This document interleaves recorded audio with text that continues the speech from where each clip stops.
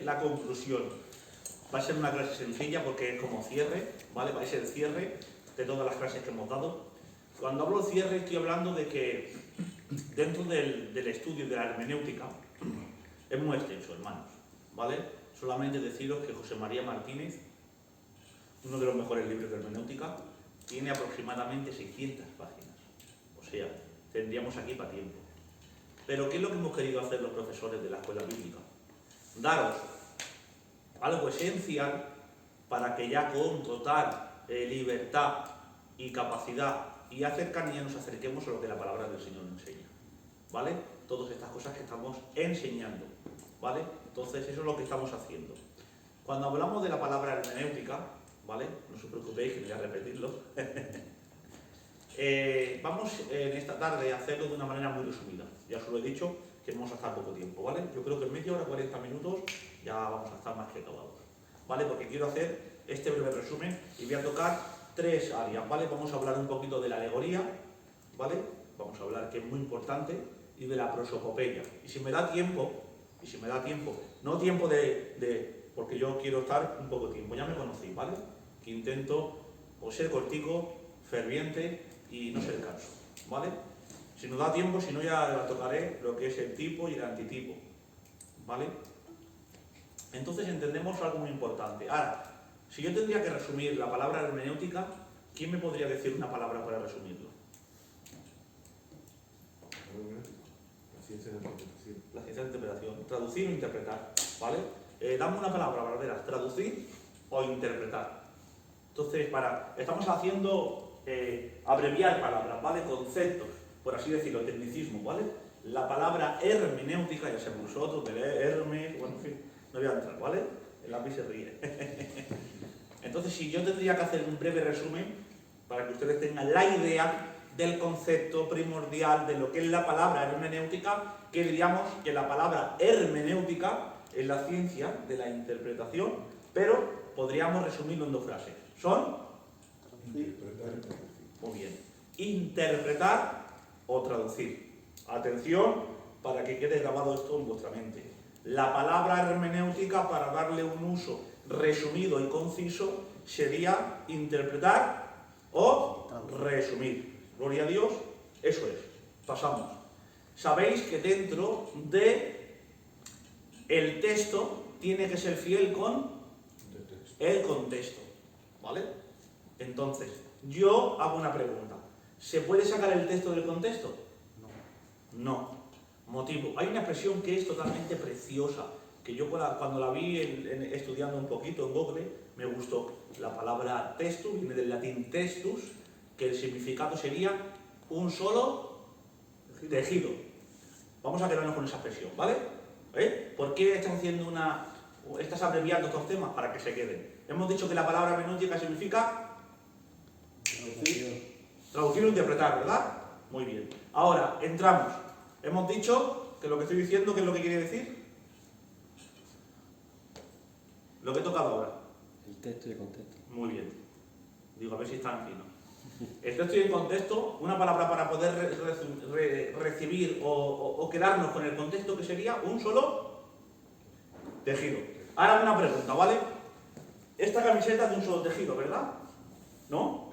Hay muchos tejidos, pero está hablando de un solo. Si yo ahora mismo arranco de aquí un trozo, ¿sabéis el problema que tendría? Que echaría a perder el contexto.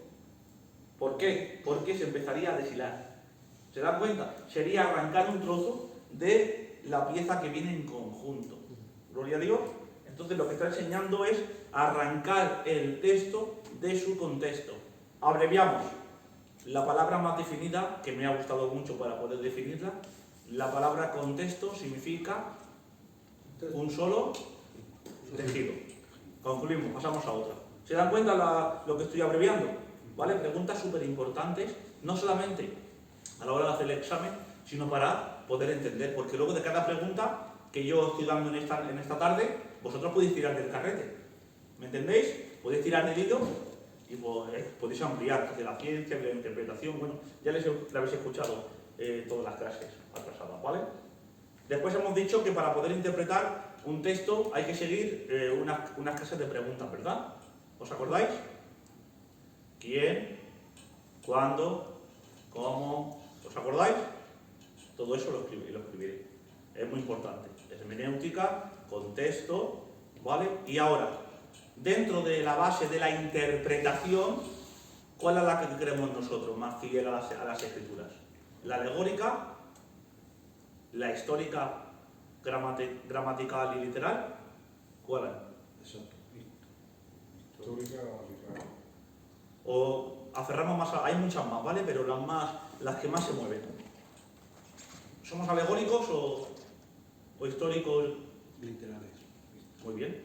Entonces, eso quédate con esa. Eso es muy importante, ¿eh? Esa frase, por favor, guárdala en tu corazón. Nosotros interpretamos la palabra de una manera literal, gramatical, histórica.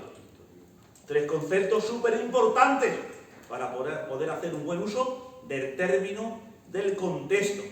¿Vale? Pasamos. ¿Va quedando bien el concepto? ¿Sí o no? Vale. Pasamos. Si yo quiero extraer lo que el contexto dice, haciendo un buen uso de lo que hemos dicho, de la palabra hermenéutica, del contexto, el qué, cuándo, cómo, por qué, etc., ¿qué es lo que está haciendo? ¿Una exegesis o una exegesis? Con X. Muy bien. ¿Qué significa con X? Muy bien. Extraer. Pero antes de extraer, primero he tenido que entenderlo, interpretar. Interpreto, explico, analizo, observo y luego extraigo. Es como aquel que a la aventura no puede meter la mano. Primero tiene que mirar dónde, cómo, qué es lo que es y luego extraer. Lo que yo no puedo hacer es una exegesis. ¿Qué es? Añadir. Jamás de los jamases, por favor. Que quede este concepto claro en vuestras mentes, en vuestros corazones. Por favor, este tema es muy importante. Intentar por todos los medios posibles nunca añadir a la palabra vuestras ideas, vuestros pensamientos, vuestra cultura. Gloria a Dios, no se puede añadir. ¿Claro? No se puede. Extraer lo que Dios dice, extraer lo que Dios nos enseña, extraer lo que Dios quiere, extraer su voluntad, no añadir la mía, no añadir mis pensamientos. Gloria a Dios. Y para eso, ¿qué pasos tenemos que seguir? Todo lo que os estoy enseñando, todo el resumen que hemos hecho. ¿Queda bien claro? ¿Sí o no? Entonces, ¿por qué nos está diciendo todo esto, Valderas? Porque más sencillo y más abreviado no puede ser. Hemos dicho la palabra interpretar, hemos dicho lo que es la palabra contexto, hemos dicho lo que es la palabra exegesis, y lo que me ha gustado es que todos tenéis el concepto clave de lo que se estaba diciendo. Entonces, ¿por qué lo repites? Porque repitiendo las cosas es cuando te se queda. Gloria a Dios, ¿eh? Todo esto es un truco de profesor hacia alumno. Amén. La mí se ríe. Gloria a Dios. Entonces vamos a entrar en lo más importante ahora, ¿vale? Dentro del término. Valderas, ¿qué es lo que pasa? El problema que tiene dentro de este contenido, de esta enseñanza, gloria a Dios, que después de seguir todos estos pasos exhaustivos, porque nosotros no queremos en ningún momento hacernos un evangelio en nuestra forma, porque hay quien dice, coge una idea, intenta que esa idea tomar la palabra como trampolín, y no es así. La idea de Cristo se saca del texto y me la aplico para mi vida. No cojo una idea, un concepto, un pensamiento y busco para tomar la palabra de trampolín. Eso es incorrecto. Y a mí lo que me gusta de ustedes es que seáis sabios en lo que oís. Que nadie os mueva fácilmente, hermanos. Que no, porque con la experiencia, el Valdera, por así decirlo, que no apele a vuestros sentimientos y seáis movidos como aquel barco cuando viene una gran tempestad, es movido de un lado hacia otro. No seáis así, sino seáis como aquel barco que echa el ancla, que es la palabra, que es el conocimiento. Y aunque golpeen las olas con fuerza y con ímpetu, el barco sigue firme. ¿Por qué? Porque hay un ancla clavada en la tierra, clavado en la tierra. ¿Para qué? Para que no se mueva. Entonces, ¿qué me quiero decir? Que no te muevas por el arte dramático que puede utilizar un predicador. No te muevas por la elocuencia que puede utilizar un hombre. Muévete por lo que la palabra del Señor enseña, por lo que la palabra del Señor dice, por lo que la palabra del Señor comunica. Muévete, conmuévete, arrepiéntete y entrégate y doblégate, pero lo que Dios dice. Gloria a Dios. No seamos de aquellos, aleluya, que lo dice un hombre porque ha estudiado. Yo conozco predicadores que han estudiado gramática.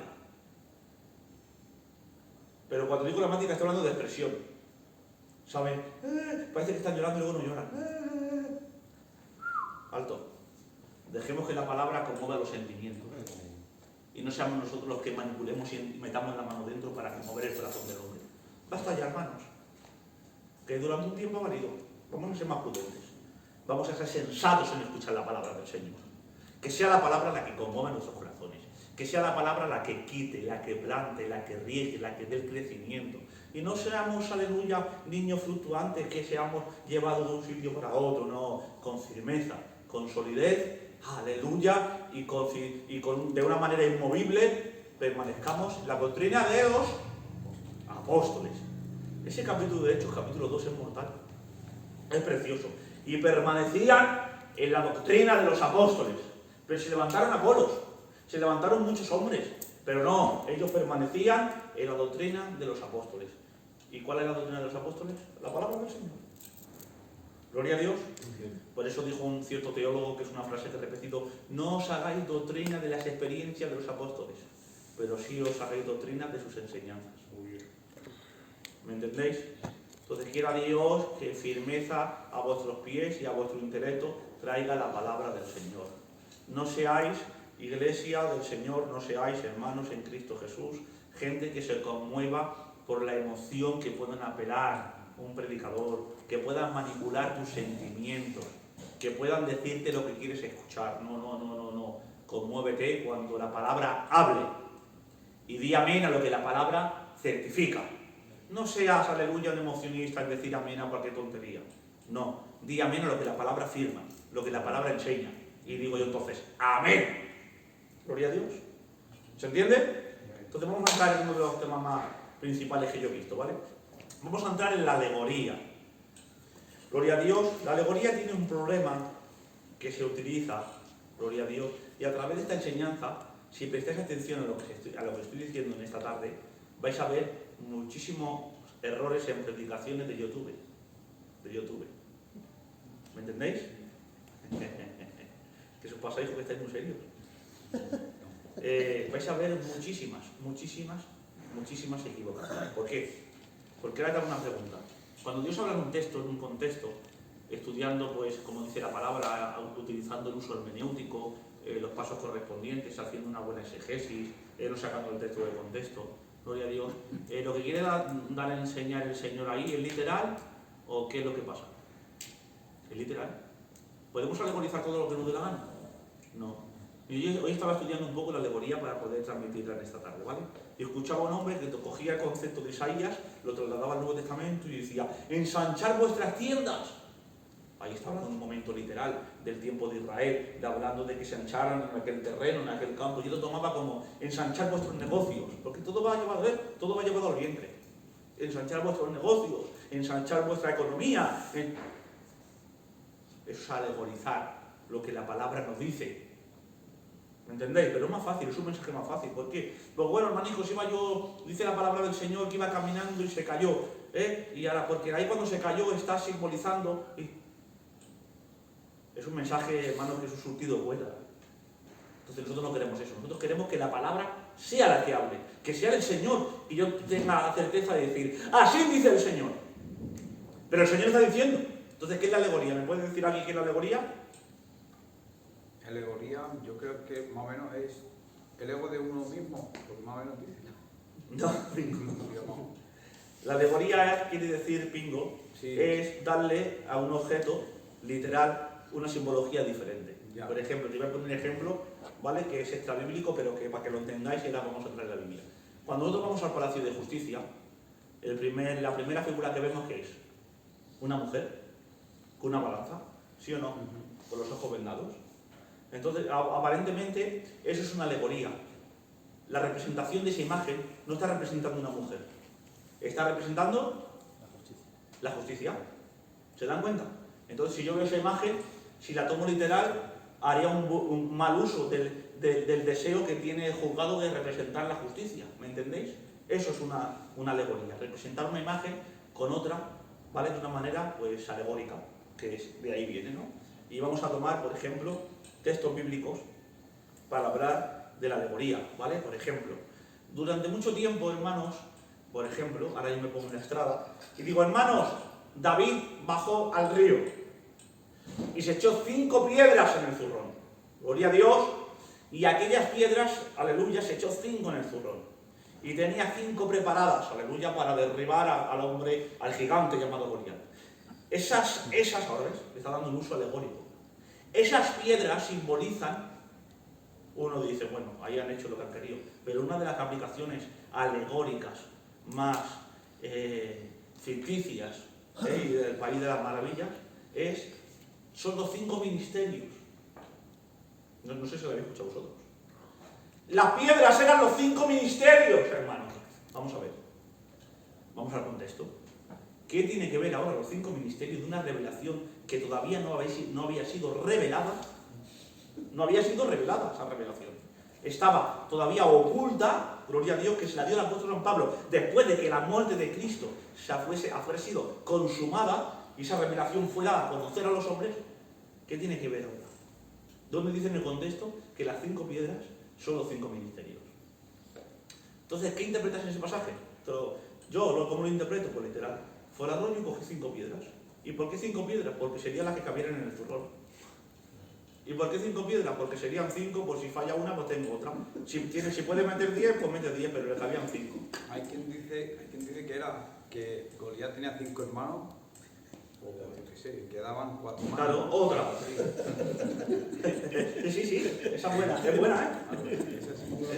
Es buena, o sea, no sé si me estoy haciendo entender. Tenía 4 más. ¿Me estoy haciendo entender? El 5 metálico. Entonces, eso es ahora es un mensaje que yo escucho mensajes, hermanicos, que aparentemente han levantado la iglesia. Amén. Pero ahora te hago una pregunta. ¿Dios está hablando? No. ¿Cómo va a estar hablando Dios, por favor? Me estoy sacando yo, eso se llama una aplicación o un pensamiento ficticio. ¿O acaso la palabra no es, tiene la capacidad de que ella misma, en su interpretación, que ahora lo veremos, dé a entender cuándo es una alegoría, cuándo quiere representar un objeto diferente a lo que está enseñando? Ella misma lo enseña. Amén. ¿Sabe cómo se interpreta la Biblia? Con ella misma. Ya lo digo. Amén. Dios. Entonces, ¿qué es una alegoría? ¿Podemos utilizar alegorías? Pues no, pues vamos a ver. Hermanos, en el río en el desierto iba Moisés andando y vio unas aguas amargas y cogió un palo de allí, un árbol, y lo echó al agua. Y las aguas se endulzaron. Ahora viene. Eso está representando la cruz de Cristo. El madero. Deja que el madero de la cruz de Cristo endulce tu vida amarga. Fuerte el aplauso que es para Dios. Ostras, ¿me entendéis el concepto? Entonces, el creyente que no se tiene que dejar mover fácilmente, el Evangelio no es simplemente un sistema. El Evangelio es el Evangelio. Amén. Vivo, verdadero, genuino, legítimo.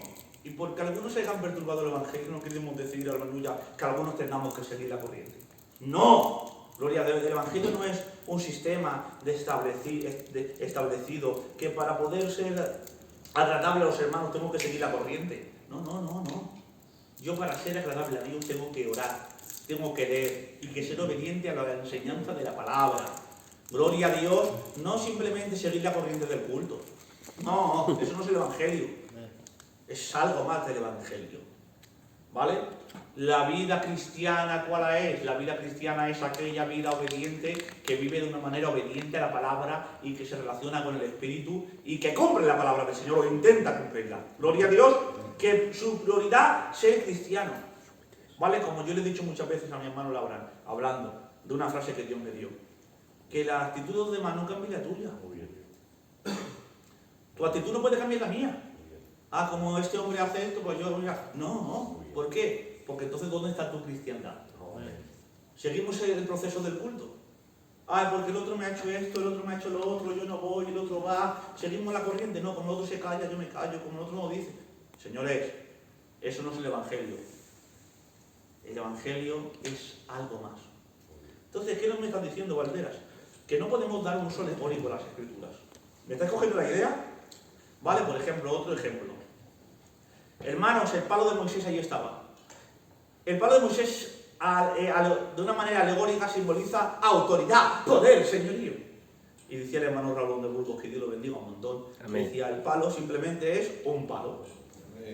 ¿Os acordáis de aquel anuncio que decía, un palo? Pues igual, ahí no simboliza autoridad, no simboliza poder, no simboliza nada. Es un palo. No sé si me estáis cogiendo la idea, hermanos. ¿Por qué no pones estos ejemplos, Valderas? Porque mi deseo es que a través de esta asignatura, Amén. cuando os escuchéis en el culto, cuando os sentáis en los coches, os sentéis en vuestra casa y podáis escuchar mensajes, seáis como aquel barco que tiene el ancla echada y no os mováis fácilmente por lo que oís, sino que lo que oís tendréis la capacidad, por medio de esta asignatura que aporta mucho conocimiento, de poder cribar y poder saber lo que Dios dice y lo que enseñan o alusionan los hombres. Ese es mi deseo con vosotros, ¿vale? Entonces, vamos a ver. Hemos hablado que la alegoría, ¿vale?, era representar otra imagen con otra. Gloria a Dios, por ejemplo, si vamos a Romanos capítulo 11, pues si algunas de las ramas fueron desgajadas, ¿se dan cuenta? Aquí en el contexto, es ella misma, la palabra en el capítulo 11 del libro de Romanos, cuando habla de la futura restauración de la nación de Israel. Ese es el contexto, por eso no podemos romper el tejido completo que viene, ni sacar el texto de contexto, sino que tenemos que seguir el mismo tejido y la misma línea. ¿Qué estamos diciendo? Las ramas fueron desgajadas. Ahí las ramas, en ese contexto, ¿qué están simbolizando? ¿Qué están alegorizando? Personas. Muy bien. Las ramas, los judíos, injertados, fueron desgajados, ¿se dan cuenta? Ahí la palabra sí. Pero ahora yo ese texto me puedo ir y todas las ramas que aparezcan en la Biblia puedo simbolizarlas con personas o con judíos. ¿No? Ahora vemos un texto, pasamos por, no sé, por un texto del Antiguo Testamento o del Nuevo, y ahora digo yo, hermano, pero aparecían unas ramas por allí. Estaba diciendo que de la nada aparecerá el pueblo de Israel. ¿Por qué? Porque en Romanos capítulo 11 está hablando de las ramas. ¿Se puede hacer eso? No. Hombre, por favor. Eso es ir en contra de la verdad de Cristo. Gloria a Dios. Entonces, fueron desgajadas. Tú siendo olivo silvestre. ¿Te das cuenta? Tú siendo olivo, ¿ves cómo? Sí, es persona. Pero eso es una alegoría. Es representar una imagen con otra. Gloria a Dios, ahí está representando a personas, porque el mismo contexto lo enseña. ¿Vale? Y ha sido injertado en el lugar de ellas. ¿No? En tu lugar, en el lugar de ellas. Ya sabéis vosotros lo que está diciendo, ¿no? Y ha sido hecho participando de la raíz y de la savia del buen olivo. Dice, no te jactes contra las ramas. Está diciendo a los gentiles convertidos, no te jactes contra las ramas que fueron desgarradas por su desobediencia. ¿Vale? Porque si tú, siendo olivo silvestre, siendo ellas ramas legítimas, injertadas, fueron desgarradas por su incredulidad, tú no te jactes porque también puedes ser apartado. ¿Se dan cuenta? Pero ahí que está diciendo, ¿qué son las ramas? Pues ahí en el contexto, unas ramas están engendradas en el buen olivo, está hablando de Israel, y otras de los gentiles. Se acabó. Entonces, ¿he tenido que esforzarme mucho, Valderas? No. Simplemente leer con lentitud y no querer darle alas a mi imaginación. Muy bien. Ni hacer una aplicación ficticia. No sé si ustedes me hago entender en esta tarde. Gloria a Dios. Entonces, cuando hablamos del problema de la alegorización, ¿vale? Había un hombre que se llamaba Filón. Filón era un hombre judío, ¿vale?, que en el año 20 hasta el 45 a.C. fue el que empezó a alegorizar las escrituras de una manera escritural. Cuando hablo de una manera escritural, antes de Orígenes, en que la mayor importancia dentro del papado y de las jerarquías antiguamente fue conocido como Orígenes por los manuscritos antiguos, pero había un hombre que ya salió, que era judío, que empezó, amador de la filosofía antigua, que empezó a tomar los escritos antiguos como alegóricos y a interpretar la palabra de una manera alegórica. Era el problema de que no le daban buen uso a la palabra y no estaban diciendo lo que Dios decía, sino la alegoría tiene un error muy grande, que es decir lo que tú piensas, lo que tú sientes, lo que tú ves o lo que tú te ilusionas por él. Gloria a Dios. ¿Me estás entendiendo? Muy bien. Gloria a Dios. Entonces la misma palabra del Señor nos enseña, ¿vale? Porque en el libro de Gálatas, ¿vale? Cuando habla de Agar y de Sara, dice la misma palabra, y esto es una alegoría. Esta mujer dice, ahora, esto es una alegoría, que estamos simbolizando dos pactos, ¿te das cuenta? Ahí no son mujeres, ahí esas mujeres están simbolizando dos pactos, ¿se dan cuenta? La palabra, en el mismo contexto, enseña, dice que en ese contexto específico que Dios quiere enseñarnos dentro de su solo tejido, esas mujeres están representando dos pactos. Te hago una pregunta. Si salimos de ahí, todas las mujeres que vemos en la Biblia son pactos. Muy bien. No sé si me estáis pillando la idea. Muy bien. Hay que tener mucha cuenta con la alegoría, que es uno de los mayores problemas que tenemos en nuestra misión y en Filadelfia y en todas las denominaciones, ¿eh? Sí. Hay que tener muchísima cuenta con la alegoría, ¿vale? En todos los sitios tenemos este problema, que se alegorizan mucho las escrituras.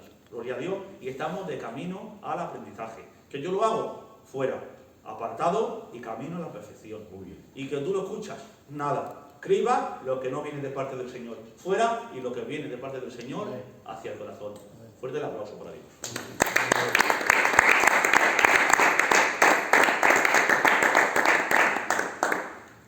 ¿Se va entendiendo? Amén. Vale, esto es la alegoría. La alegoría está representando una imagen. Entonces, no podemos utilizar estos términos.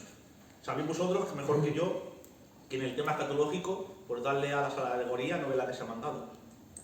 ¿Vale? Están desvirtuados de tal manera que incluso las otras maneras de interpretar la palabra en el tema de los amileniales tienen que basarse de una manera literal el libro de Daniel, porque entonces no lo pueden encajar. Muy bien. No pueden encajarlo. ¿Por qué? Porque se le escapa de las manos. Porque la palabra del Señor lo enseña. Enseña que un buen uso de la palabra del Señor tiene que seguir histórico, gramático y literal. Se acabó. Entonces la palabra es fiel en su contexto, ¿vale? Entonces no podemos nosotros darle alas a la imaginación. Entonces he tomado estas tres referencias de la alegoría, hermano, para que vosotros la toméis como trampolín, porque así en toda la Biblia, ¿vale? Entonces, no sé, decidme un pasaje bíblico y yo os diré, no, hermano, es que... No, a ver, vamos a ver. ¿Esto simbolizaba o no? Cuando hablamos de la palabra, porque a veces hemos cambiado términos, esto simboliza, eso es una alegoría. La alegoría quiere decir representar una imagen con la otra. Ahí las ramas simbolizan personas, el otra mujer, pactos. ¿Me entendéis? Entonces hay que tener muchísima cuenta y dejar que el texto, en su contexto, te dé la claridad como en Romanos 11, como en Gálatas capítulo 4 y en todos los temas más que hay alegorías. Gloria a Dios. Entonces, este es uno de los temas que más me preocupa. ¿Por qué? Porque veo muchísimo error en estos temas. Mensajes que son muy fáciles de predicar. Yo a la hora de leer y de estudiar también me es muy fácil poder aplicarme la simbología, y esto estudia y esto representa. A ver, ¿en ese texto representa eso o no? ¿Una piedra representa un ministerio? ¿Una mujer representa, un palo representa autoridad? No sé si me estoy explicando. Vamos a pararnos, vamos a leer el propósito del escritor, vamos a seguir los pasos hermenéuticos y vamos a dejar que la aplicación y que la explicación se derrame por sí sola cuando se le da un buen uso y haciendo una buena exegesis. Y por sí sola se va a extraer el contenido del libro, del contexto, del texto. Y no vamos a tener que añadir nada. Entonces tened muchísima cuenta porque aquí está el problema. ¿Vale? ¿El problema dónde se encuentra? Cuando dice, por ejemplo, este texto que voy a tocar, voy a hacer hincapié. Gálatas capítulo 4 dice, decidme lo que queréis estar bajo la ley. ¿No habéis oído la ley? Porque está escrito, Abraham tuvo dos hijos, uno de la esclava y el otro de la libre. Pero el de la esclava nació según la carne, más el de la libre por la promesa. Por lo cual, esto es una alegoría. Atención, versículo 24. O sea, la misma palabra. Pues estas dos mujeres, ¿te das cuenta? Incluso la palabra es tan sabia y tan rica, hermanos, tan maravillosa, que está diciendo, te da la definición de una alegoría. Estas dos mujeres, esto es una alegoría, estas dos mujeres son los dos pactos. ¿Se dan cuenta? No tengo yo que volar. Ahora, si yo quiero hacer un buen uso de la palabra del Señor en el libro de Gálatas y quiero exprimirlo de una manera maravillosa, tengo que hacer lo que hice el otro día. Aquí lo escribe el apóstol San Pablo, aquí lo escribe las iglesias de Galacia. ¿Por qué lo escribe? Por el motivo de los judíos cristianos que estaban pervirtiendo el evangelio del legalismo, de las obras muertas, que podían ser justificados por medio de una obra muerta. Gloria a Dios, y no por medio de la fe. ¿Y qué es lo que enseña el apóstol San Pablo? Que por fe y para fe el justo va a ser, aleluya, va a vivir por medio de ella. Gloria a Dios, y eso enseña. De tal manera que ahora en el capítulo 2 tiene que reprender a quién, al gran apóstol Pedro. Aquel que fue dado de llave del reino, hablando de las primeras predicaciones, lo tuve que reprender. ¿Por qué saca esa ilustración Pablo el apóstol en el capítulo 2 del libro de Gálatas? ¿Por qué? Por haciéndole entender que la gran referencia y figura del ministerio de la circuncisión, que es Pedro, porque a Pedro ¿qué ministerio se dio? A los judíos. Muy bien, a los judíos. ¿Vale? Le tuvo que reprender el que le fue dado el ministerio de la incircuncisión, diciendo, pero tú no viste en la casa de Cornelio cómo fueron derramados el Espíritu Santo sobre todo gentil, y simplemente tú dijiste en el mismo texto, ahora entiendo y glorifico que Dios no hace excepción de personas, y en toda ciudad, en toda nación, a la que teme a Jehová, Dios derrama su Espíritu sobre él. Entonces, ¿qué está pasando? ¿Se dan cuenta? Es una referencia. Ese escrito del apóstol San Pablo hizo que se enviara por todas las provincias de Galacia, ¿vale? Dije que Galacia no se componía de una iglesia, sino como ahora mismo Cataluña, ¿vale? Y Gerona, Barcelona, Lérida, Tarragona, ¿me entendéis? Se ha repartido por todas las iglesias esenciales para que todo el mundo leyera. Y en el capítulo 5 y el verso 4 dice, los que por la gracia, los que por la ley os justificáis, de la gracia habéis caído. ¿Entendéis el texto? Los que os querían justificar por la ley, viene unido al texto. De la gracia habéis caído. Entonces, ¿qué es lo que enseña el contexto? Eso. Ahora, si yo hago un buen uso de la hermenéutica, ¿sabe lo que pasa? Que puedo sacar un estudio. Puedo sacar la verdad de Dios de lo que está enseñando en el libro de Gálatas. ¿Por qué dice que tengo que anunciar otro evangelio? ¿Por qué lo dice? Ahora, después de haberlo estudiado, voy a hacer preguntas a ver si te cuadra. ¿Por qué lo dice que cualquiera que predicara otro evangelio? ¿A qué se está refiriendo? Al evangelio que estaban haciendo los judíos con el cristianismo. Oísteis, ¿cómo dijo? ¿Recibisteis el Espíritu por el oír o por las obras de la...? Entonces, todos esos textos, ahora, después de haber un buen uso, sabemos ubicarlos, ¿verdad? ¿Me entendéis o no? Muy bien. Y así te puedo hablar del libro de Romanos, de Tesalonicenses, de Efesios, de Gálatas, de Mateo, ¿vale? Por ejemplo, mira, vamos a poner algo rápido. Mateo capítulo 13. ¿Sabéis lo que quiere decir Mateo capítulo 13? ¿Os acordáis del texto? En Mateo capítulo 13 estamos hablando del trigo y la cizaña. El trigo y la cizaña es algo que le va a pasar a Israel. Está hablando de un juicio, los 75 días de juicio. ¿Vale? Es el mismo acontecimiento. Pero vámonos. Las 10 vírgenes. Es un mismo juicio para Israel que va a acontecer. La red que fue lanzada es un juicio para Israel. ¿Me estáis entendiendo? Entonces, todas las parábolas, el 90% de las parábolas que hay en el libro de Mateo es un mismo acontecimiento, pero con explicaciones totalmente diferentes y ubicadas en el mismo momento. No sé si me estoy explicando, ¿eh? Se están refiriendo a los 75 días de juicio y habla de Israel, que no recibe la lámpara, o sea, el aceite, y de Israel que desecha a Dios. Todas esas. La red que fue echada, el tomado y el dejado, la parábola del trigo y la cizaña, todos esos textos. Es como si yo ahora mismo te explico una gran verdad con diferentes versiones. Por ejemplo, yo te explico la alegoría, ¿verdad? Es un mismo significado, ¿verdad? Pero te pongo Romanos 11, Gálatas 4, Tesalonicenses, Efesios. ¿Pero a qué es una misma gran verdad? Pues eso, es una misma gran verdad en un mismo lugar, en un mismo acontecimiento, para la misma persona, para el mismo pueblo, pero explicado de diferentes formas. O con diferentes ilustraciones. ¿Me entiendes? Entonces, eso es hacerle un buen uso a la palabra del Señor. ¿Vale? ¿Cuánto llevo, Pedrito? 35. 35, vale, 5 minutos y ya acabó. ¿Os parece bien o no? Vale, 5 minutos, ¿vale? Entonces, hemos hecho una alegoría y vamos a hacer la prosopopeya y vamos a hacerla. ¿Qué es la prosopopeya? O personificación. Es atribuirle características humanas a un objeto inanimado. Entonces, explícamelo de una mejor manera, Valderas. ¿Vale? El texto va a hablar, por ejemplo. ¿Vale? Dice Lucas 19:40, y él respondió y les dijo, Si estos cayeran, las piedras clamarían. Te hago una pregunta. ¿Las piedras pueden clamar? No. Está utilizando un término de personificación o de prosopopeya. Y es para enseñar una gran verdad. Atribuirle características humanas a un objeto inanimado. ¿Vale? Es como si yo ahora mismo te quiero enseñar a ti una gran verdad, pero pongo la silla, ¿vale? Como hasta la silla disfruta. Para entender que tú estás inerte, que tú ni sientes ni padeces. Hasta la silla se conduele. Y dices tú. Estamos diciendo que la silla se está condoliendo, se está doliendo, que no sé qué duele porque no tiene sentimientos, es una prosopopeya, personificación, pero es un mensaje que te estoy dando a ti, para que tú entiendas lo que yo quiero expresar. ¿Se entiende o no? Salmo 114, que acabamos. Y el mar lo vio y huyó, y el Jordán se volvió atrás. A ver, el mar lo vio, ve el mar, huye. No. Es una explicación que Dios quiere dar a entender por medio de esta figura que está refiriéndose a una prosopopeya o personificación, que es atribuirle características humanas a un objeto inanimado para enseñar una gran verdad, en este caso de Dios. Gloria a Dios. Oh montes, ¿por qué saltasteis como carneros? ¿Acaso los montes saltan? No. Pero dentro de ese contexto, cuando Dios le habla, por ejemplo, en Isaías 55, que también en versículo 12 que hay otro, está hablando de que está haciendo una gran referencia, que hasta los montes se alegran de la gran bendición, o es un decir, una prosopopeya, para hablarle concretamente a Israel. ¿Me explico?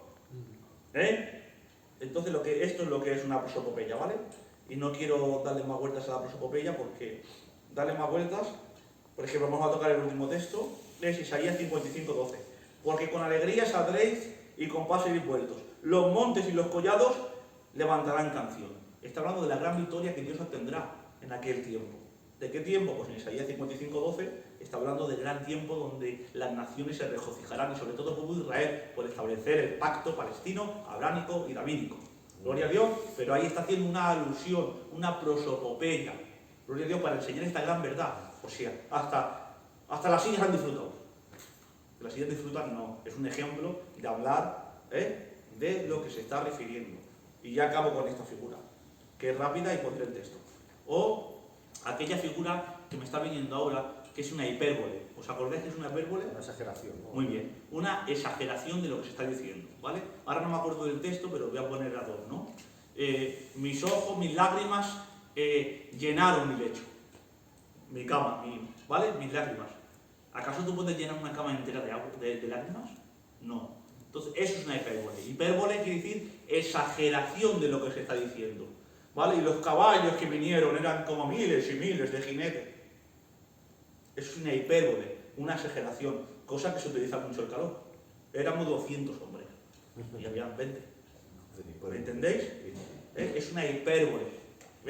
Es una exageración de lo que se está diciendo para enseñar una gran verdad de una manera exagerada. ¿Vale? Entonces con esto vamos a concluir en esta tarde. Vamos a dejar 5 minutos para preguntas del tema que se han dado y ya concluimos la clase de hoy. Gloria a Dios. Dios os bendiga mucho.